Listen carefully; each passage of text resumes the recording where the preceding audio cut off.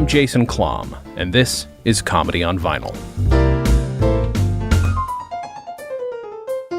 The year 1972, the album Monty Python's previous record, the artist Monty Python, my guest this week, returning, is Andre Jacquemin. Thank you so much for doing the show yet again. That's all right, Jason. It's always a pleasure talking to you. You're very informative, and you teach me a lot of what I've forgotten. Well, hopefully that this time you're going to teach me something. That's my goal. So our goal here, and it's going to take some time. People have seen me speak with Phil Proctor of the Firesign Theater, album by album. I'm hoping at some point that you and I can talk about every album.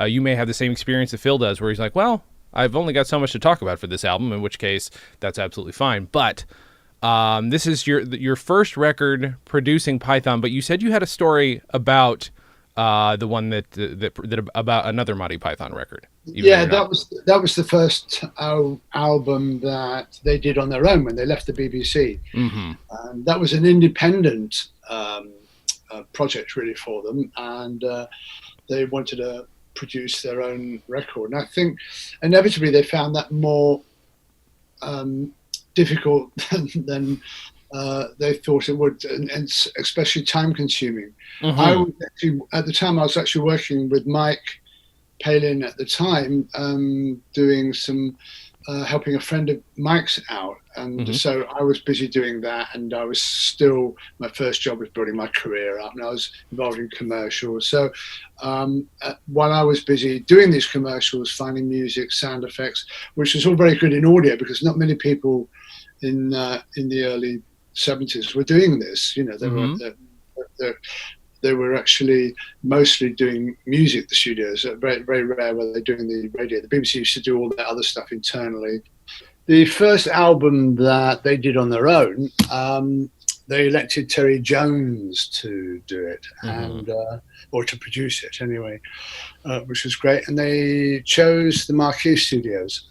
In the interim of that, I was working with Mike on some for a friend's show reel, demo reel, and I was busy doing that with Mike, and which took quite a long time because Mike kept dashing off, and obviously I didn't realize that they were recording an album, but mm-hmm.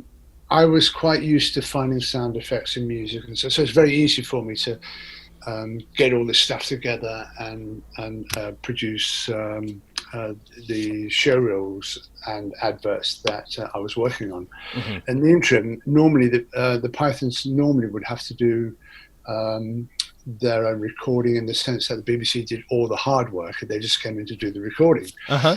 So that's kind of what they thought it was like out on the outside world. Mm-hmm. And when they were recording with at the Marquee Studios, where they did their first album independently, the control room was at one end of a hallway and the studio was at the other end of the hallway, and lots of rooms in between, and there was no video connection at all, so the communication was quite horrendous. So after a few months of recording this album, Terry asked the engineer for the notes so that they could go through the takes and put them together. And then the engineer said, well, I thought you were taking notes. And then Terry said, no, you said you were taking notes. So, of course, they ended up, this is what Terry had told me, about 350 odd tapes of quarter-inch reels of recording that they had to do. So they had to start all over again going through them. Oh my God, no. That is... So you can imagine it was, not only was it a nightmare for them to put all this stuff together, but also it was costing them an absolute fortune as well. Uh-huh. And I think at the time, from what I remember, it cost them about $40,000 to do that one album. It was a very expensive album. In the early 70s, we're talking. Wow. Crap, yeah. Wow. Yeah, we're talking sort of Beatles costing of doing albums in those days. Although they were pretty good at doing their stuff live, really. Mm-hmm. Anyway, so after that experience, and I'd finished Mike's friend's show reel with Mike, Mike said to me, hey, Andre, do you want to, I'm not sure if we've been through this, but he said, look, I'm doing an album soon. Would you like to come and help us out doing it? And he said, I think you're really good at what you do. And I said, yeah, okay, fine. You know where I am. Give me a shout when you're ready. And I'd forgotten about it. And the interim of that, in between, I was doing some stuff for a traveling rodeo show and doing their live recordings and that kind of stuff for their shows. And they offered me a job. But the same week, Mike had rang up and said, oh, we're about to do an album. Could you come over for a meeting and we can go through what we need to do? So I had this kind of like deliberation about, do I go on the road and go on a rodeo show around the world, or do I do Python? And I didn't know Python too well at the time because I was always busy recording, building up my career and I was only like 17. Sure. So I was a young whippersnapper. So 17, 18 at the time. And I said, okay, fine, Mike, I'll come down. So I went down and everybody was there in the room apart from one person. And I was introduced to everybody. And Mike then decides to tell me about what they had to do and the experience that they had on doing their last album. And he showed me this huge pile of scripts, which was about 18 inches, nearly 2 foot long. So, well, that's what you want to record, he said. Can you give us an idea, how long you think it's going to take and what we need to do? And then the doorbell rang, and then in walks John Cleese, and then the penny drops about who these guys were. And I kind of thought, oh, bugger. I said, I'm just a young whippersnapper here. These guys at Oxford, Cambridge, I've got a swimming certificate and a bicycle certificate. What the hell am I doing in the same room as them? And they're asking me what to do. Shit. So it was kind of quite a weird thing. So anyway, Terry went on to tell me about their story on the Marquee album, and I could see that they desperately needed help. And so at least I had that kind of knowledge about how to put things together and what to do and keeping order of things. And that was Monty Python's previous album, which was the first album I was involved in. And the budget for that, we came in at £10,000. And I got my producer's fee at £200. I somehow figured that was roughly what you were going to tell me. So there are a number of, I mean, obviously we're going to go through the album, but you've already just brought up so many questions. So I feel like in America, had they been, so did they own Python? Have they always owned the intellectual property of Python so they could just make the records? No, it was being accumulated as time went on. So I'm not quite sure what the timescale was on that. But because when you do a film, the film company, there'll be a film company and a distributor, and they own those rights and everything. So it's quite a while until they actually bought all their properties back. Wow! And they did do. So they do own everything now. Right. In some time. But at the time they were still working on it. How were they? Whatever. The rights part of it, I'm going to bore people with. I'm fascinated with it, but I am very curious about how they did it. But you were then brought. I mean, okay. So, do you bother listening to the first record before you get into this one, or are you just wholly invested in this and this is your job? No, this was my job. I had a job to do. It's interesting because people will always say, "Oh God, it must have been hilarious working with them," but it's actually we treated it very seriously, and of course we laughed about things that happen and things. Sometimes we'd try something out, and it was just so silly that it was almost stupid that we couldn't make it, but we had a good laugh while we were doing it. But at the end of the day, we had to get a product done and get it finished, and in a sense, it was. How can you split it? It was left for them to come up with the kind of sketches and the writing, and then it was left to me to actually put the whole thing together and make sure that you got a few laughs out of it. And so it was a good combination.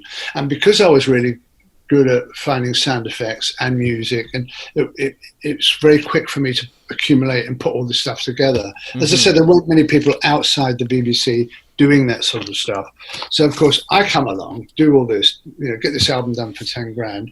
They had very little input in the sense that in time for them, because I'd just send them away and then I'd get on with my stuff. Then we'd have a meeting, I'd play them the stuff and they'd go, we change it 5 times and then we invariably go back to the version that I did at the beginning. So it was kind of an experience that, and they all have the thing is they all have their own opinion about how they want things done. Sure. And invariably I was assigned a Python to kind of like give the yes and no's to, like, if it was, sometimes it was Eric, sometimes it was Mike, sometimes it was Gillian, and sometimes it was Terry Jones.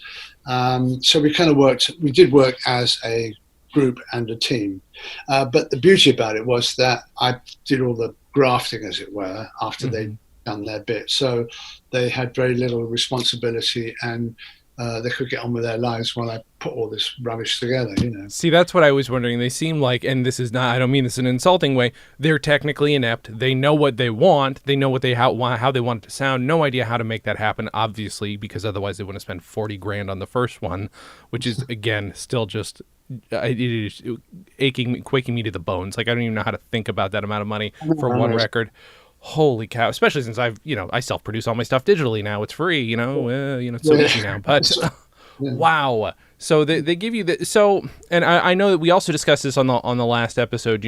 What your sort of experience was in comedy, but it sounds like very. I mean, how much does that collaboration happen? Because you have to have timing. You have to know how to edit something to make it timed the way they want it to be as funny as possible. So are you learning comedy editing and producing just in situ, basically?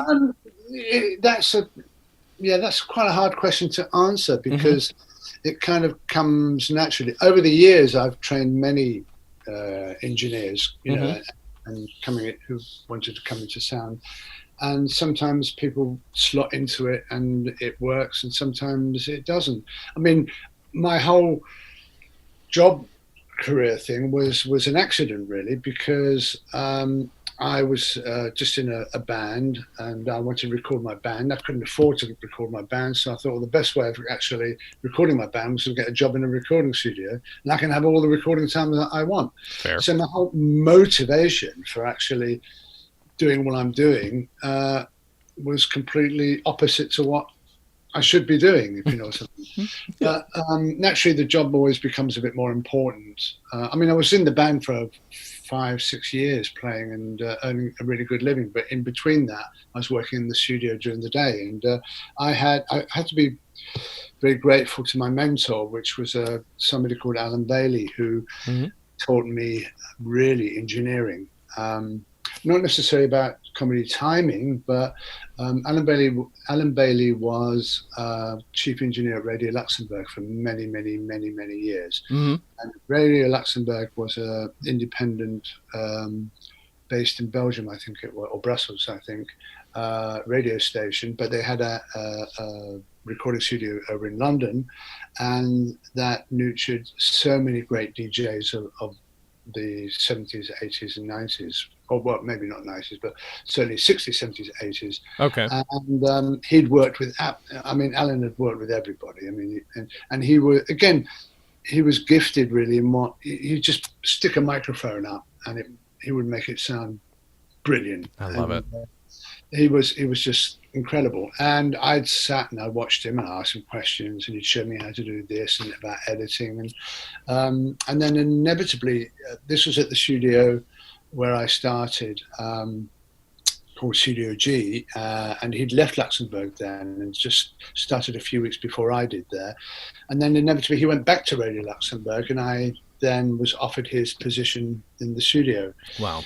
And that's when the mic thing happened and the first album. And I thought, because I was kind of quite young, I thought, how am I going to play this? And I thought, oh, I know, I'll produce this, but I'll get Alan to be my engineer for it. So then we booked Radio Luxembourg to do the Monty Python's previous album, and then we kind of cobbled it all together then, and that's how Wow. that all happened. I mean, that's brilliant.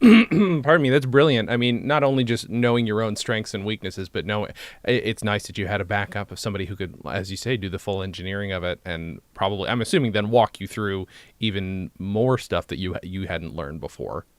Yeah, it kind of. I knew by that time. Obviously, I knew kind of what I was doing, and I knew how Alan worked. So he and I went through the stuff, and it was kind of easy to actually work together as a team, because he was a great mate of mine, and he loved working with the Pythons.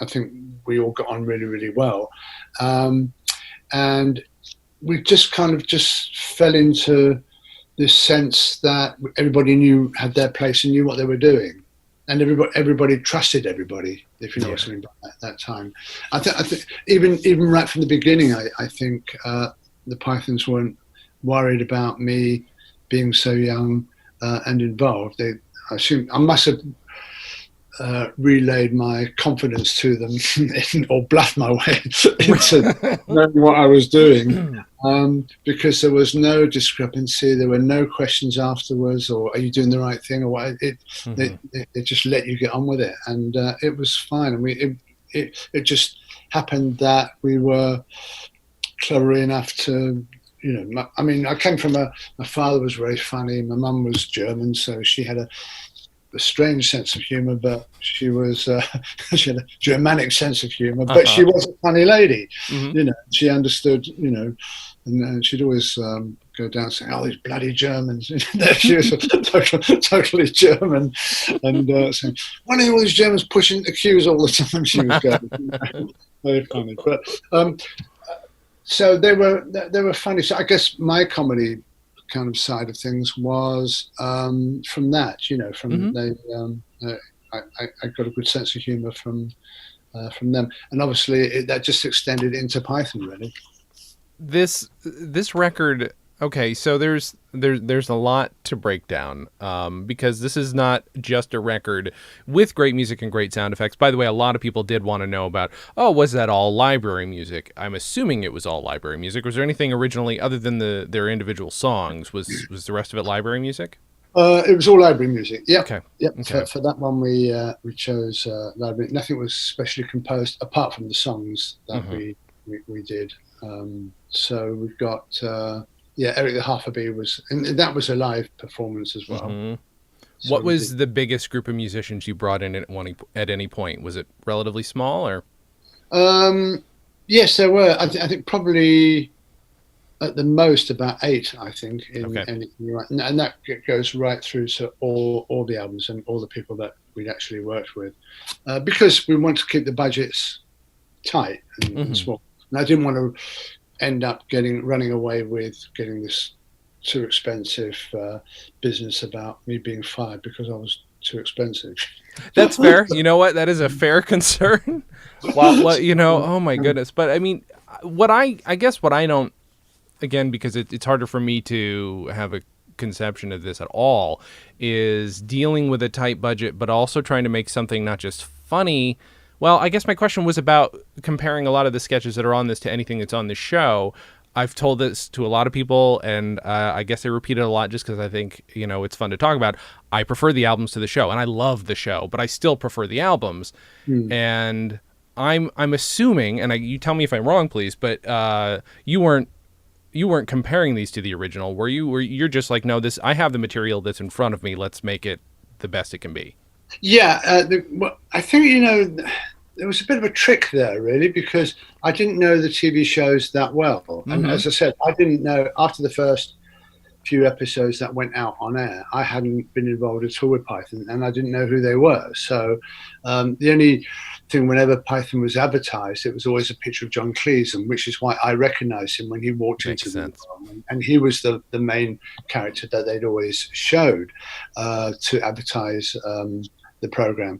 So in a sense, I kind of treated them all as new material. Yeah. And I didn't really, and I think I didn't. I thought if they were funny in their own right, then they're going to be funny whether it's the same sketch done the same way or the same sketch done in a different way. If it works and you makes you smile and you laugh about it, then it's kind of working as a piece of entertainment. So Yeah. I kind of treated them basically as new material. I'm trying to think. So I mentioned earlier that I've spoken with Phil Proctor of the Firesign Theater, and he gave me a breakdown, and I cannot remember the exact years, but they started making records in roughly '68, and he's like, within 10 years, the number of tracks you got was so high. How many tracks could you, on a technical aspect, how many tracks were you working with at the time? Um, the we um, we worked on the. I'm just trying to think. The previous album, we worked on 4 track, Okay. and the most we worked on was 16 track. Mm-hmm. We recorded the Every Sperm song on 8 track, Uh-huh. would you believe? And there was about 50 elements on that. Right. So would you believe 50 Is that separate doubling elements? up tracks then? Did you do it Yeah. that way or? You have, to, Okay. you have to bounce the track onto another track while you're adding another It's track onto crazy. that. I know. You kind of think back and you kind of look back and you thought, shit, we must have been really quite clever then to Yeah. actually do. I don't think I like to attempt to. No, it would be a challenge to do it now. But yeah, you had to bounce and commit. You Yeah. couldn't go back. Right. Yeah, that's there's that, and then there's a ton of physical cutting of tape, which people I don't think realize.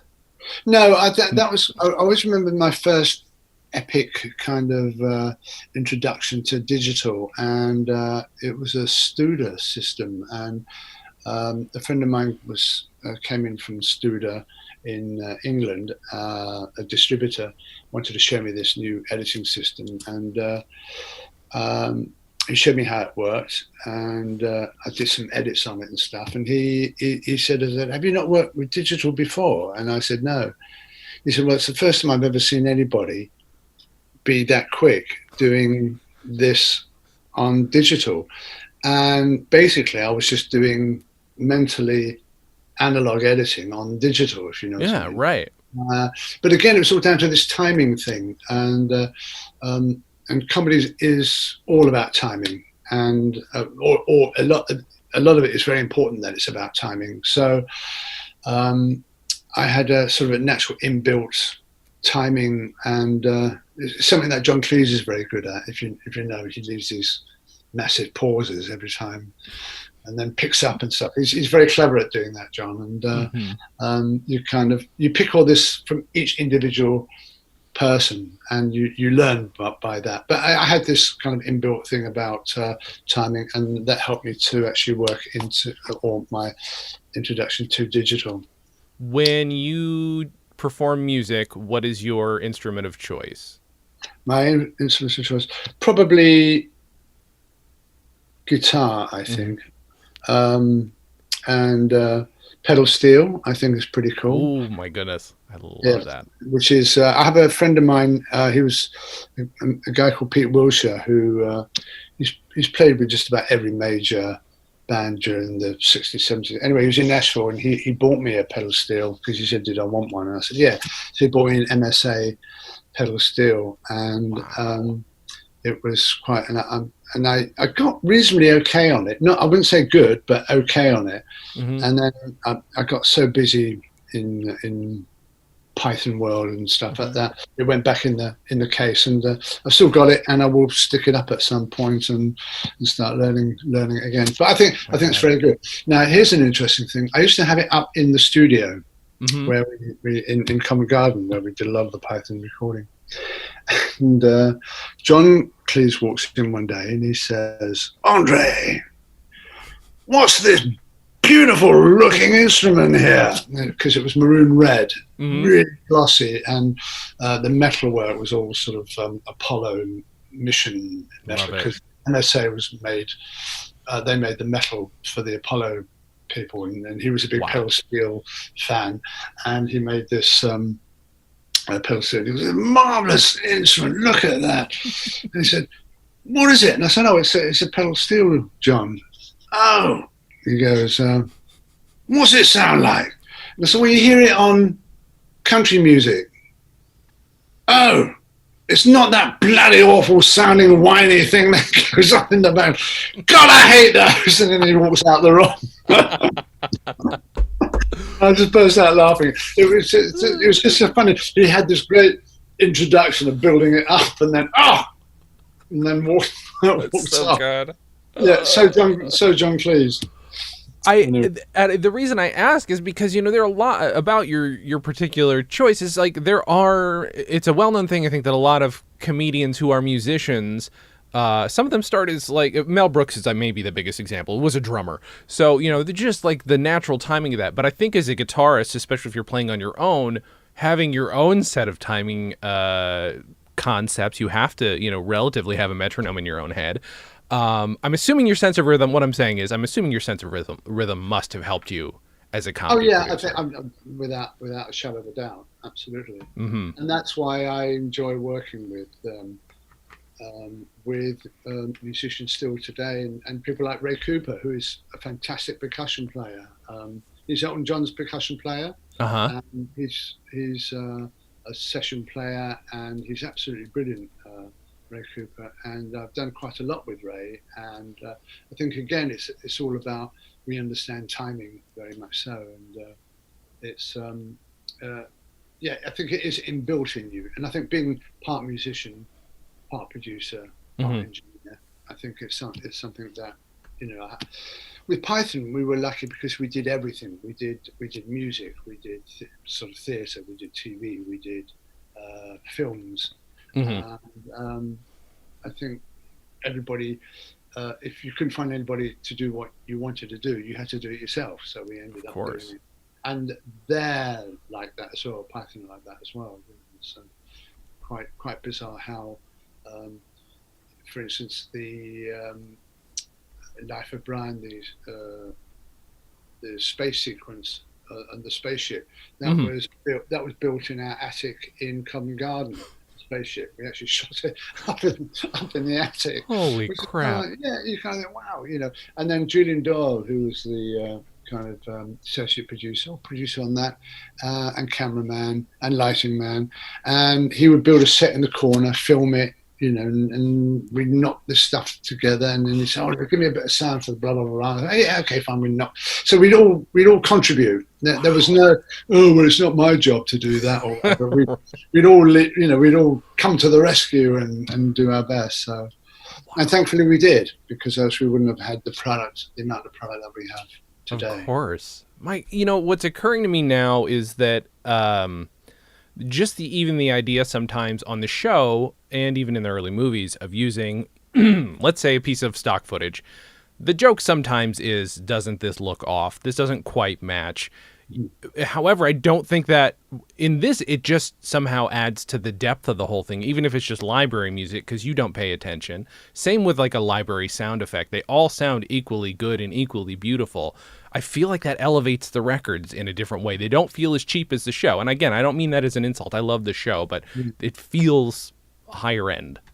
Well, the thing about that is that because I didn't know the sketches on TV,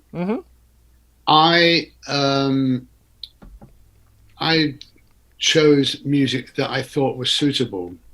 All the music choices were what I come up with. Yeah, I'd find them, lay the tracks on, play it to the guys, and they very happy with it all the time, because I would pick something that I thought suited what we were listening to, and I wasn't aware of anything what the TV shows were playing. There was no connection there at all, so I didn't know what I was looking for. All I know was I was looking for something that suited the sketch. Yeah, so they were sincere choices rather than ironic choices. So I think, again, it lends itself to a different experience. It does, exactly. That's right.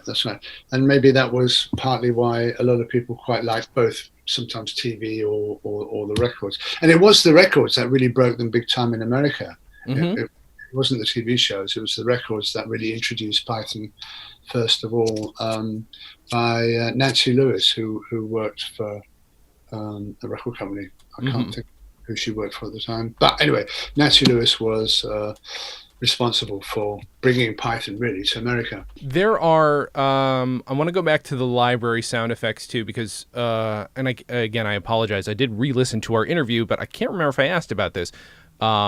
You're dealing with library music and library sound effects. Were there any sound effects? So, I mean, other than the disgusting ones that they're clearly doing with their mouths, are there other ones you had to make yourselves? Yeah, quite a few. Yeah. Luckily, the story goes that after I'd done Python's previous album, because most of that was all put together at Radio Luxembourg at Mm-hmm. the studios, I decided we were cutting the album. I decided to go and have a studio at home, and my writing partner, who I was in the band with, a chap called Dave Howman, who we co-wrote Life of Brian, title music, and Every Sperm is Sacred. Mm-hmm. We we were at Apple actually at the Beatles studio cutting the record, and I was talking to Dave on the phone, and I was saying, I think I'm going to go out on my own and have this studio, Dave. Do you want to come with me and be involved? And he said, yeah, great, okay, fine. And so I put the phone down, and then Mike came to me, and Mike said, look, he said, I'm sorry, but I overheard you talking to Dave, and I would like to be involved with you in getting the studio made. I went, oh, okay. He said, look, come over for dinner and in a few weeks' time, and let's have a discussion about it. So that was kind of cool. And my dad had just finished building a greenhouse in the garden. So I said to my dad, Dad, how do you feel about me commandeering your greenhouse and turning it into a recording studio? Sorry, the story is going somewhere, I'll tell you. I know, no, I believe me, I love it. And he goes, well, I've just finished building it. I said, look, we've got a patio area there. You can put another greenhouse there. So he went, yeah, I suppose I could do. Anyway, he was kind enough to let me have the greenhouse. So Dave and I started building the studio. I went to Mike for dinner, Mm-hmm. and Mike said, right, I'd like to be involved. I want to help you out. How much do you need? And I went, oh, Wow. I don't know, mate. I said, I've saved a bit of money. I suppose about £1,000 should do the trick. Mm-hmm. And because I had a few tape recorders and microphones and stuff, so I Sure. said about £1,000 would get us going. He went, oh, all right, then fine. He gets his checkbook out and writes me a check for £1,000. And I said, Mike, you're giving me £1,000. We've got no agreement. I could have a great holiday on this. And thank you very much. Mm-hmm. I can bugger off from here and go to the Bahamas with this. Mm-hmm. And he goes, no, Andre, I trust you 100%, Andre. You're a decent chap. You're very talented. I trust you. Take the £1,000, get yourself sorted out. And ever since then, Mike and I have been partners. I bought the rest of the equipment with the £1,000. And we did the Matching Time hanky in that greenhouse. I love that. That's So good. there you go. Your father's a very patient man. Holy Oh, cow. yeah.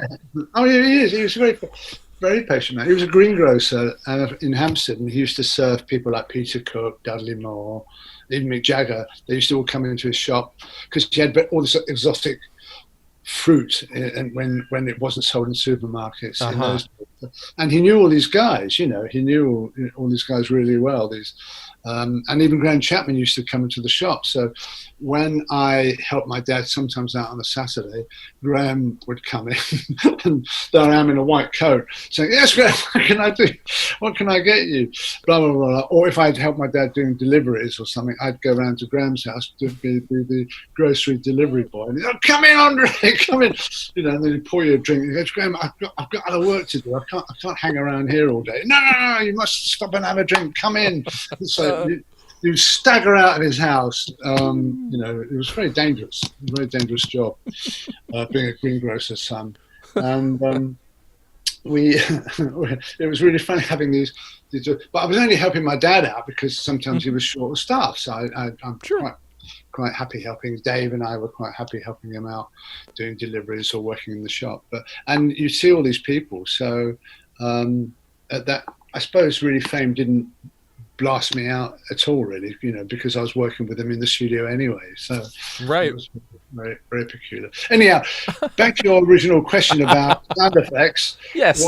That having a greenhouse turned into a recording studio in the garden, where we had a small pond, we had a shed, we had a garden gate, we had hedges, we had grass, we had earth to mess about in. Everything was on our fingertips. If it started raining and it's thunder, you stood a mic out, you record the thunder, you record the rain. We had a pond to do water sound effects. Oh, we wanted a garden shed door, wanted a window. Everything was there. We'd record, and it was just very quick. Rather than doing research through libraries, we recorded a lot of stuff live. So it was quite funny, and the greenhouse days were a lot of fun. And I did most of the recording stuff with Terry Gilliam actually there, and Terry and I were. And to think that we had our control room wasn't massively huge, but it was probably about 6 foot by 6 foot, maybe slightly bigger, and we had this tiny little bench where Terry had slept on overnight while we worked overnight. And you think where Terry is now, and sometimes if the back door was locked, we had a garden back alleyway with a wooden door. You'd climb over the wooden door to get into the studio if I wasn't there. You kind of think, oh my God, this is Terry Gilliam. But it was, it was just such a lot of fun. And looking back at it now, it's sort of embarrassing, but no, come on. Those are the days of, I don't know. I think we've all got memories of early creative days, of certain projects, and especially when they blur together, they're much better memories even. But I mean, just the idea of being involved with, something that becomes a thing and on its own. And again, as you say, breaks Python in America. That's not nothing. No, it is. And the other sad thing is that I don't have really any photo. I've got one photo of Mike, Dave Hammond and me in my back garden, my parents' garden. That's the only photo I have of my early Python days. Wow. Just one photo, because we're there to work. We did work. We never, we didn't have phones to take selfies and that sort of stuff. So very few and far between. Somebody dug out a picture which was in the newspaper last year, I think. If I can find them, I can send them to you. If you I'd love to see those. Yes. Slot them in. That house needs a blue plaque on it if it doesn't have one already. I'm just saying. It's got to happen at some point. All right, so I want to break down a couple bits and pieces in this album. I mean, you know what? Let's start here. Do you have a memory or a few memories of like favorite tracks that you produced in this record? No, I think it's a very well put together album, actually. I don't know. I think The Wonderful World of Sound always makes me laugh. I think it's just pretty outrageous. Mike's performance on that, when he was doing the manic performance, was unbelievable. Just to watch him do that. And it is a shame we didn't have cameras then to film it, because it was extraordinary how Mike performed that sketch. I do even to this day I remember doing that. I still remember doing recording Eric the Half-a-Bee. That was pretty good. It was Eric and I on guitar and Neil Innes on piano. It was I still remember how to do it. Yangtze Cayenne was another terrific thing. So I mean, they're all good. They're all great memories. They're all good. I can't really just say that was better than that one, because it was a very balanced album, I thought. And this was supposed to be a 3-track album, or the 3 grooves on the one side, right? It was. And we did actually try it 4 times, to have a 4 times 4 scrolling through, and the only way you could do that was by manually turning this wheel on the lathe Okay. through a microscope, turning it around. Wow. Okay. I've actually got the last attempt of 4 that nearly made it. Actually, I've still got the acetate Wow. somewhere of that. But we decided that we couldn't make it work. So what we did was we just joined the 3 sides together, Sure. and that's why you get a now massage from the Swedish Prime Minister, because what was going to happen was you put the needle on the record and it would start a now massage from the Swedish Prime Minister. Oh, damn, I didn't want that track. You put the needle back on the record and now a massage from the Swedish. And whatever track you put it on to start with, you'd have to go through that message to know whether you're on that same So good. side. Well, I love in listening to it. I think the first time I heard this one, because this is one that I heard later, so I heard it digitally first, even though I've got the record. I heard it digitally first, and I was like, this is building to something, right? Until it occurred to me by the third time, I'm like, no, this is the exact same track. And I again, I think we talked about it before, I love a record that fucks with my head, and this obviously does that. Yeah. Well, we had lots of ideas on lots of records. We even had one of the good ones, I thought, which we never got to make. These are things you could do on vinyl. Was there was the record where you put the needle on and it would go to the middle, and then you'd turn the record over, and then you'd have to start from the middle of the record, and then it would work its way going on the outside, but you'd have to be there at the end of the record to catch it, otherwise it would fall off and break your needle. But that was quite a common thing at the BBC in the early radio days, where they broadcast stuff off record, because the quality deteriorated as you go. The grooves get narrower as they go nearer the middle of the record. Sure, yeah. What they used to do was to run from outside the record to inside, turn the record over, go inside to outside, and it was a known technical thing that the BBC used to do. So it wasn't totally unique, but we just thought commercially we should do that commercially. We never got around to doing that. Damn. And also the exploding cover was another one. Yes, And I think I had emailed you. I read that somebody was talking about potentially like revisiting that idea, but nothing ever came of it that I saw. No. Well, the reason I believe that it never came to anything was that the record company thought it was a waste of shelf space in a record store. 1 inch record, because the sleeve had to be 1 inch for the spring to burst through the cover, so you couldn't get the record back into the cover. So. I mean, but I feel like we're in the days where where is it? I've got one over here that is an inch thick, but it's just because it's a big old box set. I mean, today this is the time for it, folks. Come on, record companies, get your stuff together. I think that, so a lot of these tracks as a younger man I heard on compilations later, as can be expected. Do you who does the sound effects on Are You Embarrassed Easily? Is it one person doing all the mouth sound effects and all the other disgusting? Yeah, actually that's mostly Alan Bailey, actually. Really? Okay. Yeah. It's Alan doing just about all of those things. Wow. Yeah. It is. I'm weirdly impressed by that. Yeah. And that's how good Alan is. He's terrific, absolutely terrific. So disturbing. There's so much wrong with it. That track has stuck with me such to the point where a friend of mine who has later worked on engines as an adult, he's like, Wankel rotary engine's a real thing. And I, as a young man, I was like, that's the funniest thing I've ever heard in my life. Just because I don't know, it's obviously delightful and associated with so many laughs now. I'm trying to look. There's just too much to dig through as I look through the actual list of sketches. Are there any specific sound effects that were particularly difficult to put together? That's the stuff I'm always fascinated by. No, not really. I mean, okay. Not really. We would just busk it, do it, and if it sounded right, we'd. I don't think there was anything really that was complicated to do. One instance was quite fun. George Harrison rang me up about the explosion at the end of Never Be Rude to an Arab. George says, "Oh, I'm doing a song about the world," he said. And he goes, "Andre," he goes, "that explosion you've got at the end of that record, can you, I've been looking everywhere. I can't find anything that's as good as that. Can you send it to me?" And I went, "Yeah, sure. Okay, George, I'll do that." So I dug it out and all that. And that was that. He said, "Thank you very much." And I hadn't had the heart to tell him that it was Terry Gilliam blowing into a microphone, going.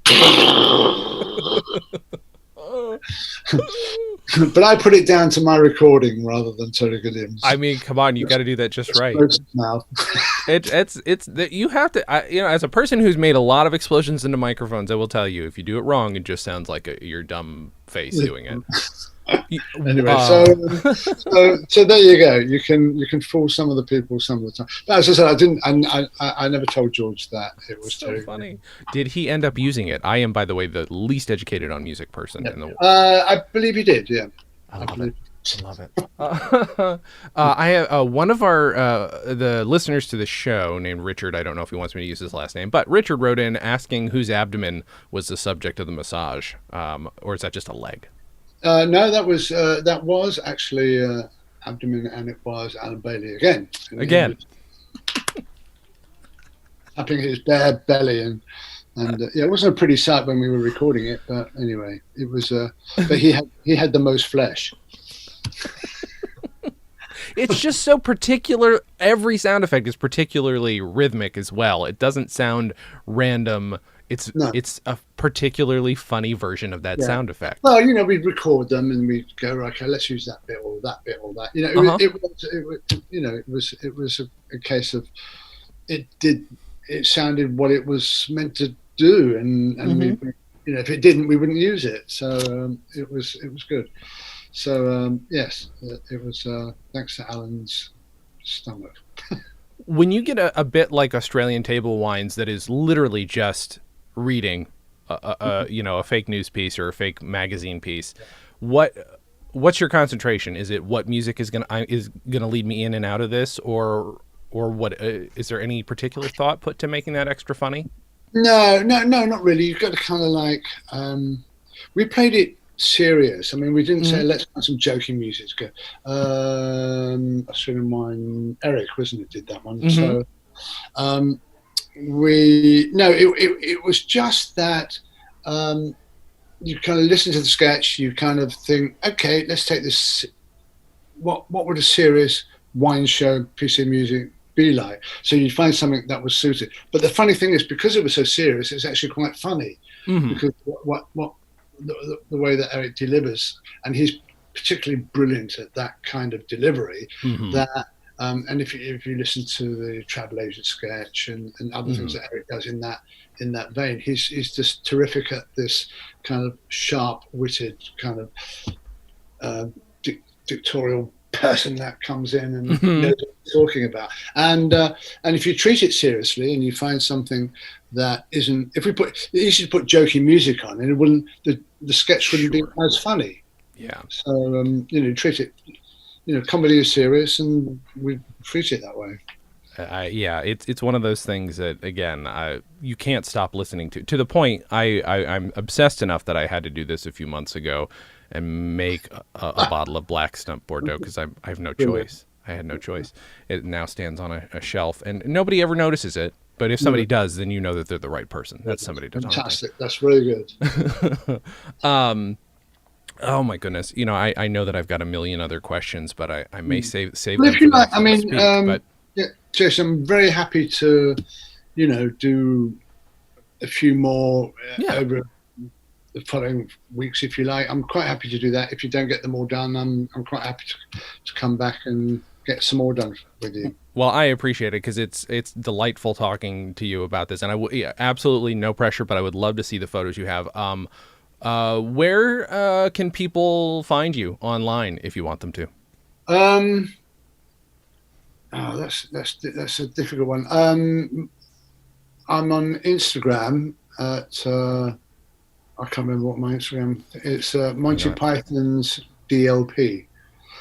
I think it is. Love it. Okay. I know I follow you. Yeah. I'll have to find it.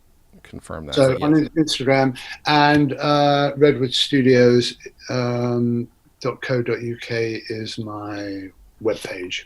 It's Perfect. my daughter's put together and stuff. So, Delightful. and I don't really have too much. I don't do Facebook. I don't really want to know what people's cats are having for dinner. Fair enough. No, that's absolutely fair. I keep trying to get off of it, but I have so many podcasts to promote. No, Stuck. absolutely no. And it's good for certain media stuff. Sure. I think for me, It's just poisoning the world, though, Andre. So it's good that you're off of there. Yeah, well, I took it for 2 weeks, and it drove me nuts. I thought, my God, there's more to life than this.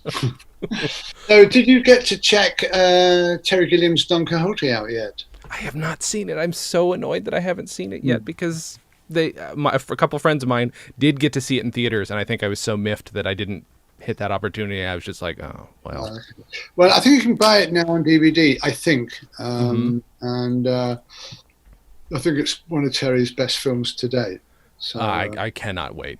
I mean, it's one of those that, as a younger man, I was just like, when is this happening? When is this happening? I cannot wait. I cannot wait. And just, yeah, I mean, he's one of those people who maybe want to go into film. So it was a fantastic to work on. It was a joy to work on. And it was very hard work, but and I love working with Terry because his ear is as good as his eye, and he's perfection really, and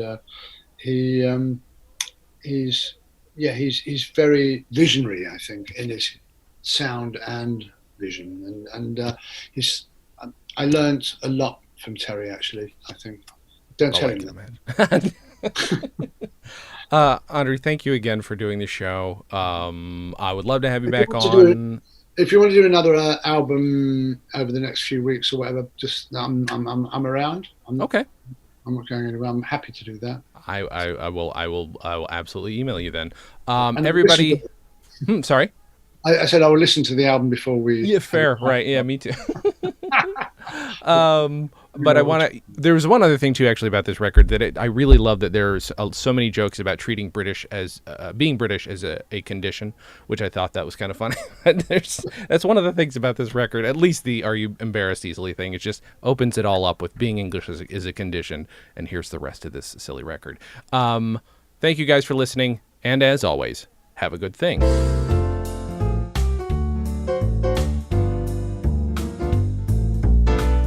Comedy on Vinyl is a production of StolenDress Entertainment. It is produced by Mike Warden and is hosted and edited by Jason Klom. Our theme song was composed and performed by Richard Levinson. You can email us at podcast@comedyonvinyl.com. You can also send snail mail to StolenDress Entertainment, P.O. Box 805, Burbank, California, 91503. Subscribe to Comedy on Vinyl on Apple Podcasts, Google Podcasts, and anywhere else you can find podcasts. Give us a 5-star rating and write us a review. It helps. You can find us on Facebook, Twitter, and Instagram at Comedy on Vinyl, or find everything in one place at comedyonvinyl.com. A major portion of Comedy on Vinyl has been underwritten by Stand Up Records. Please visit standuprecords.com for all your comedy needs and tune in to the new Stand Up Records channel available on the Roku, where you can also find select episodes of this podcast. Visit StolenDress.com to listen to our other podcasts, watch videos, and imbibe freely of our multimedia content going back 15 plus years.